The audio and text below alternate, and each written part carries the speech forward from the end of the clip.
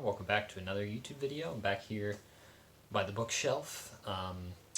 I have done quite a bit of expansion to the shelf overall. I'm now occupying all three shelves. I know you can't really see down on the bottom one here very well, but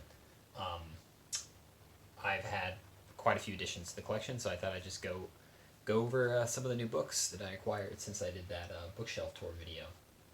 So let's just jump right into it. See here, first book. This is The Will of the Many by James Islington. This book I'm very excited to read. This has sort of become a fantasy darling, you could say, in the past few years, in sort of the YouTube book space and just the fantasy space in general. So this is a beautiful hardcover right here. You can see it's got some kind of gold foil for those pillars there. Really nice typeface. This is actually, I think, one of only two hardcovers that I have on my shelf here. It's just a beautiful edition. It's got a color map inside there. So this is a Roman-inspired fantasy, as I'm sure you could sort of put together from the cover. And I think that's a type of setting that is really perfect and unique for fantasy, and I'm surprised that I haven't really seen it explored more often. Because, typically medieval Europe is the common sort of setting and style for fantasy. But I think adapting it into like a Roman-inspired... Of course, this is still high fantasy. It's still a unique world and everything. It's called the Catanan Republic.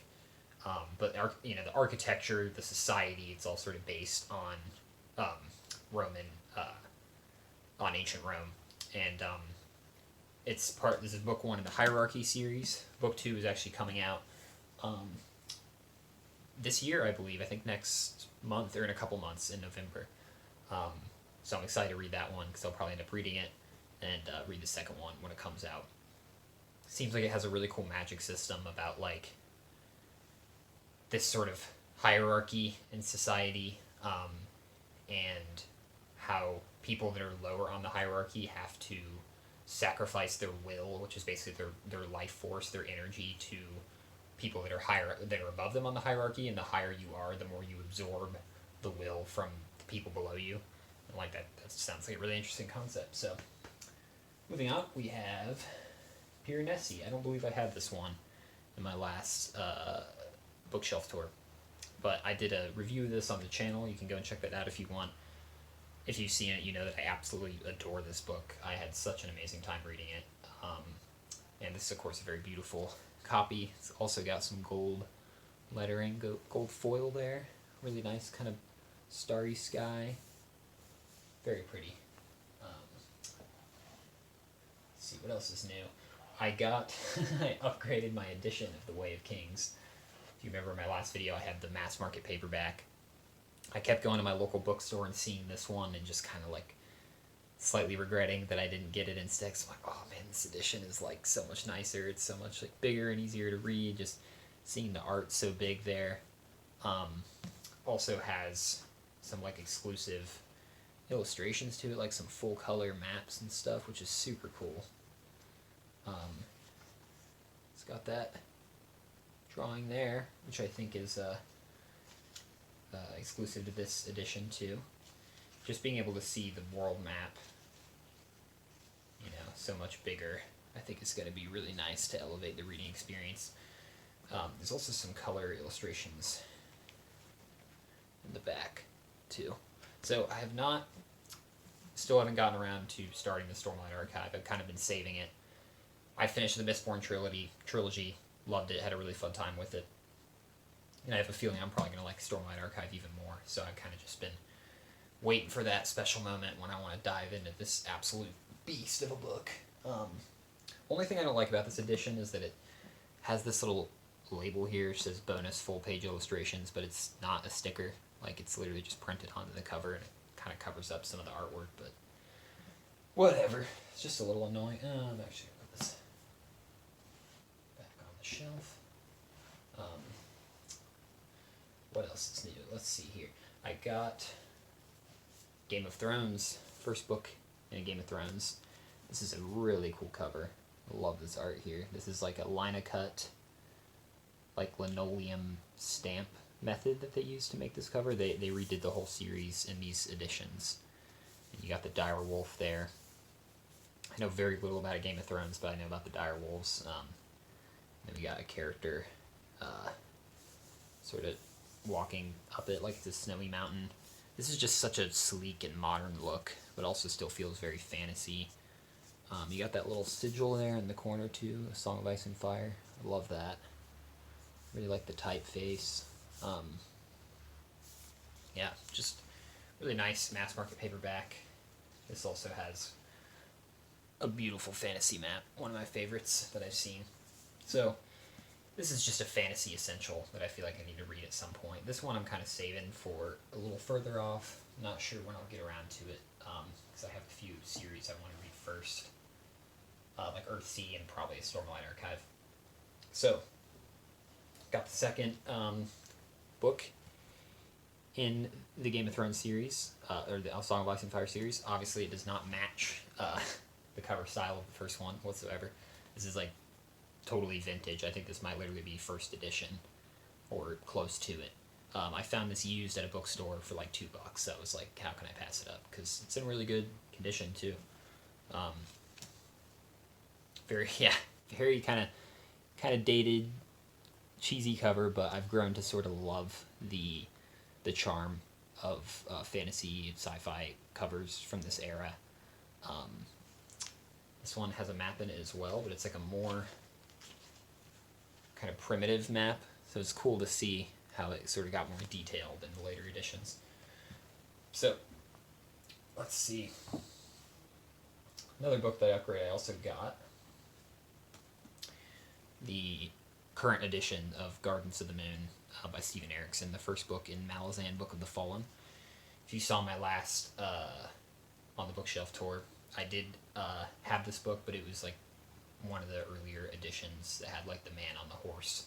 Also very kind of vintage 90s vibe, but I still feel like it aged pretty well. I just wanted like the fully modern one because as I end up buying later books in the series, I'm going to want them all to match.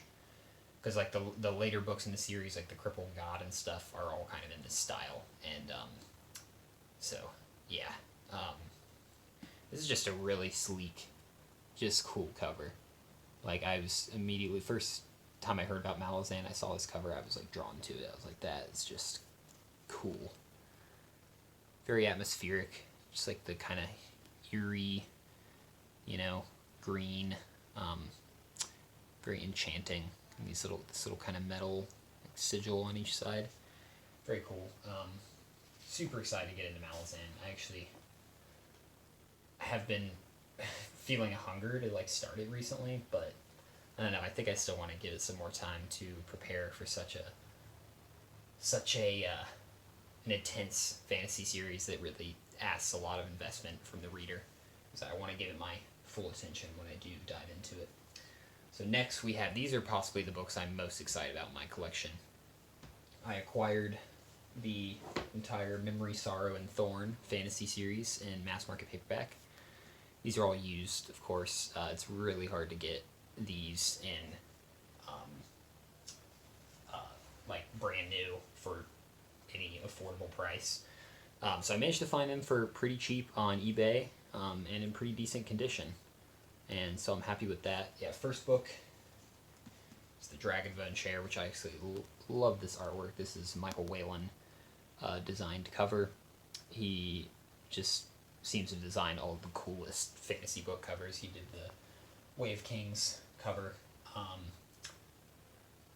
think he might have done a couple other covers in my collection too, but yeah, I just love the green here. I love the very mossy, ivy-choked, sort of overgrown environment that they're in there. These also have fantastic fantasy map. This takes place in a world called Ostenard. So you can see there. Very Middle-earth-esque, like even just like the shape of it, like the coastline. I was kind of drawn to that. I was like, and that's actually what I've heard about this series, is that a big part of its appeal is that it's sort of Tolkien-esque, and a lot of people say it kind of built on the type of fantasy story that Tolkien put forth, but also pushed it into like a really unique new area, to where it's kind of like this bridge into modern fantasy. Because this came out, I believe, in the late 80s. I want to say Dragon Boat Chair was published in 88, and I think the last one was published mid 90s.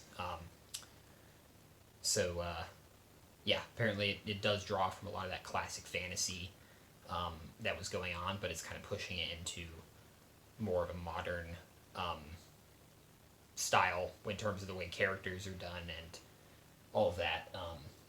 Tad Williams, this author, is like insanely influential in the fantasy genre, even though I feel like in the modern day isn't super widely known.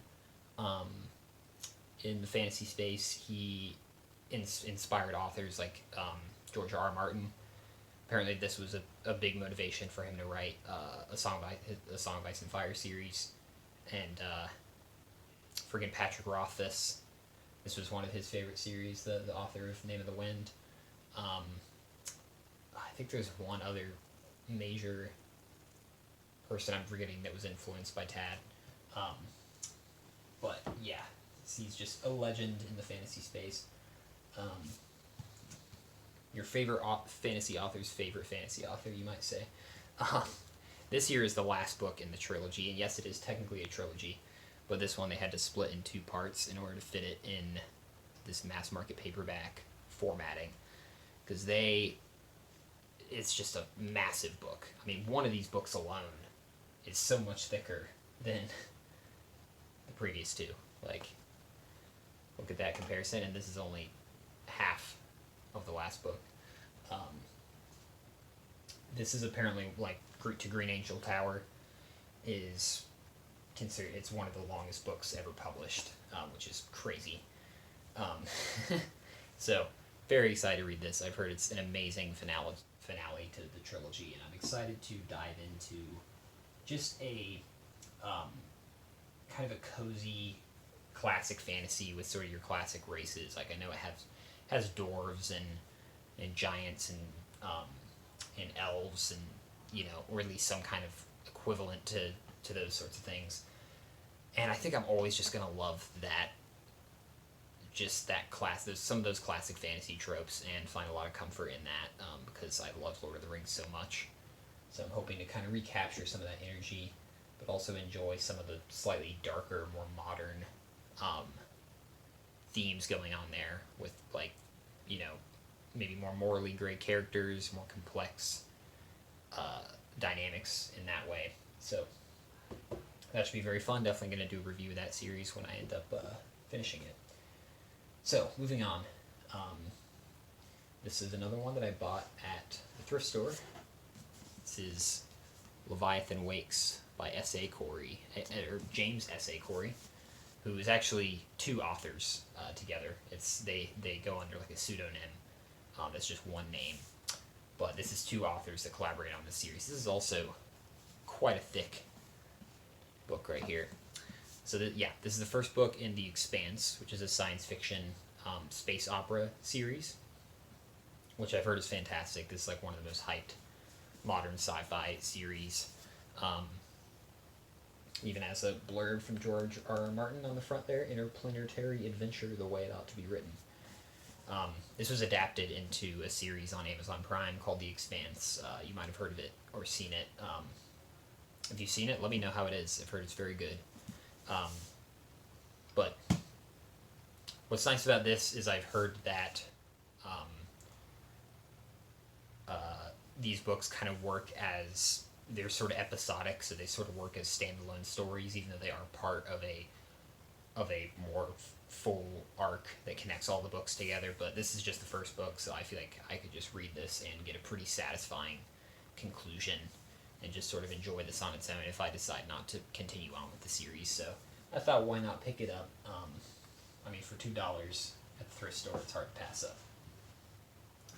If you're a book collector and you're okay with getting used books, I gotta say, you gotta give the thrift store a chance, because I found some great stuff. I mean, probably like 5 or 6 of my books up here I found there, and they were in pretty good condition for very cheap. So next, we have the second book, the sequel to Hyperion. The Fall of Hyperion. Um, I talked about Hyperion, which I've read in my last uh, book overview video, but I did not have the sequel yet. These books together form a duology. They're technically part of a four-part series, but they're kind of split into two sub-series, so this is sort of one enclosed story. And I loved Hyperion, but it really did kind of end with like a cliffhanger. It wasn't really a much of a conclusion at all. So this apparently just picks up right where that left off, and I'm very excited to jump back into the world of Hyperion because it's just such a thought provoking science fiction story, and yeah, I'm excited to get back into that world. I'm hoping it's been long enough. It's probably been over a year since I read the first one. So I'm hoping when I get to reading this, I'm not going to be completely lost. I think I'm going to try to find some recaps online maybe so that I can kind of remember some of the characters' stories in better detail and everything. But I love this cover. It's very cool. This one's definitely a little more dark in tone, menacing. That's the time tombs right there, I believe, with the Shrike on the front. One of the freaking coolest monsters in any book that I've read. Next, we have Ender's Game. One of the, most acclaimed, most famous science fiction books of all time. And it's honestly shocking that I haven't read this by now. I am very excited to dive into this. I think this is actually going to be one of the next books that I read. My brother and my mom have both read this years ago. They both loved it. Pretty much everybody I've talked to about Ender's Game really enjoys it. It's a relatively short book, it's like 300 pages or something, so shouldn't take me too long to get through. I really don't know much about the plot at all, and I kind of want to keep it that way, just to keep it as fresh as possible when I dive into it. But it's got that classic cover that's the same painting that I think they've been using as the cover since the very first edition. Of course, this typography here is a lot more modern. It's got that cool golden lettering there, which I love. Really cool spine, too. But yeah, this is a classic. I got Dune, Ender's Game, two of the big daddies of sci-fi here. I've expanded my science fiction section a lot since the last video, So, continuing with the sci-fi theme, we have Jurassic Park next. This one I also found at the bookstore. Thrift store. And it's in near perfect condition. I honestly don't even know if anybody's read this. It looks basically brand new. It's just, old. You know what I mean? Yeah, this is the book that the film was based on. I guess it's kind of you could say this is a bit more of a horror novel. I've actually heard that it has quite a few horror elements when you compare it to the movie. But at the end of the day, I guess I decided to put it with the sci-fi because, it involves bringing back, technology that's able to bring back extinct species and cloning DNA and all of that, which I think is very sci-fi. So I'm excited to read this, though, see how it lives up to the movie. I love the movie, of course. It's a fun time. Yeah, I've heard this one is quite different from the movie, so I'm very curious about that. And I've heard it's also pretty scary, too. So, should get a good little spook from that. Next, another one I found at the thrift store, The Martian. Got this for a couple bucks. Very excited to read this. I've also seen the film for The Martian back when it came out years ago. I loved it. I'm just a space nerd. I love Mars. I think it's really cool. I know this is very technical, hard sci-fi, so you really get the author diving a lot into the science in this book and how Mark, I guess is his name, is able to survive on Mars. Spreading out his resources, figuring out how to grow crops and all of that. Because I remember that he's a botanist from the movie. This is one that you'll see actual scientists really appreciate because it has real science going on in there. It's not all just kind of made up. There's nothing wrong with that. I like sci-fi that just has cool technology that isn't explained or whatever, but this is like a very believable kind of realistic side of science fiction. Um, it's a really cool cover too. Also a pretty short read. It's a standalone as well, so I'll probably read this one pretty soon. I'm trying to get through a lot of the standalones before I dive into a big series like Memory, Sorrow, and Thorn. So now we got a few left here. Let's see, just a couple left. Have a couple new Stephen King books added to the collection. These are the newest books that I just got. First one is Night Shift by Stephen King. This is a short story collection. This is, I believe, the first short story collection that he published. So I think this is going to be perfect for Halloween season coming up. Just to be able to crack this open, read a story here and there. I mean, this has some of his most iconic stories in it. It has Children of the Corn, which of course got adapted into a very famous film, which I haven't seen actually, but let's see what else it has in it. Jerusalem's Lot, which I believe is like the precursor to Salem's Lot. Very excited to read that because I love Salem's Lot. It's got Night Surf, which is actually what influenced The Stand, which is really interesting. It's like about a pandemic. The Lawnmower Man, very curious about that. It's like a possessed lawnmower. The way that Stephen King can write about things that seem like they should be completely goofy and comical and actually make them really scary is great.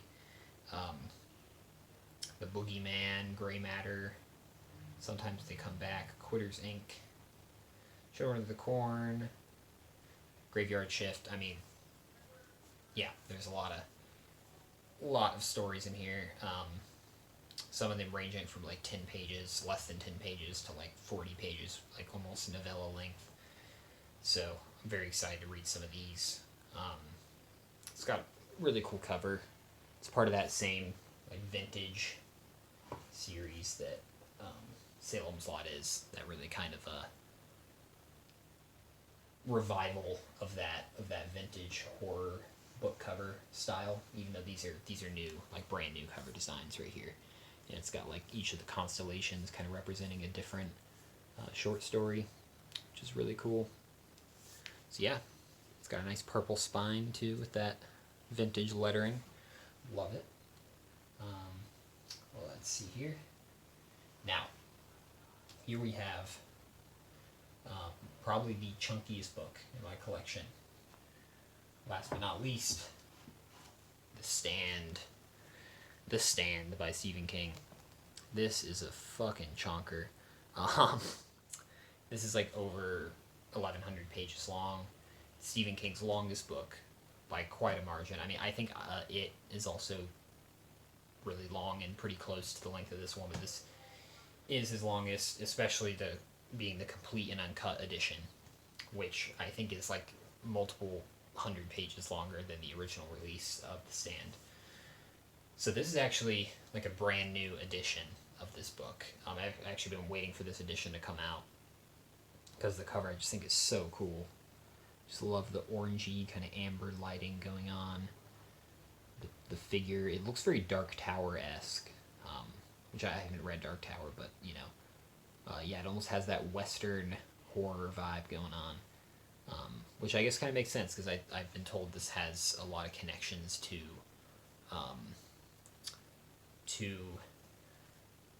the Dark Tower in Stephen King's sort of multiverse. So yeah, this is probably the Stephen King book that I'm like most excited to read. My anticipation for this is incredibly high. I've wanted to read it for so long. It's about this pandemic, or this virus, this like super flu that escapes a laboratory and ends up killing like more than 99% of the population in the world in a couple of weeks. So you have the remaining people that survived, and you have these sort of two figures that emerge that sort of represent good and evil, and they sort of start to build up their own communities, and people are sort of picking between um, these two leaders, and it's sort of this grand epic face-off between good and evil, um, between the remaining people of humanity, and apparently it's includes elements of horror. Of course, it's got dark fantasy. It's got post-apocalyptic stuff going on. It's got thriller, romance, adventure. It really seems like it has a little bit of everything in it, and I think I'm just going to love this book. Um, can't wait to just like dive in and just let myself take my time with it. I mean, one of the big draws of this for me, Stephen King has called this like his version of The Lord of the Rings, which I could see because it's like it's a quest novel, you know, across the United States, and it's this grand epic quest, this epic face-off between good and evil. I just think that is so cool. It's got a cool title page too, with the figures from the original first edition cover. This one also actually has some illustrations, I do believe. Check that out. And I believe those illustrations go back to like a 1990 edition of this book. The original complete and uncut version. So yeah, not sure I'm gonna read that either because it's a chonker. It's a long book. A lot of the books I have here are quite long. And I don't want to burn myself out too much on big chunky books. So I want to be able to enjoy, kind of save each of those, space them out with some smaller standalones. Right now I'm reading A Prayer for Owen Meany, which I went over in my bookshelf tour. That's going great so far. Having a really fun time reading that. Might end up doing a review on that if anyone would like to see. I think that would be fun. But yeah, thanks for tuning in. That took me a little longer than I thought it would, but I kind of realized I actually got a lot more books since the last video, so kind of trying to slow it down, hold off on buying any more for a while, you know, until I actually read through most of them. So yeah, thank you for tuning in. That was very fun. Let me know if you've read any of these books, maybe if you have any of these editions, or what you think of some of these series or books, if you're excited to hear what I think of them. Yeah, I will talk to you guys in the next video.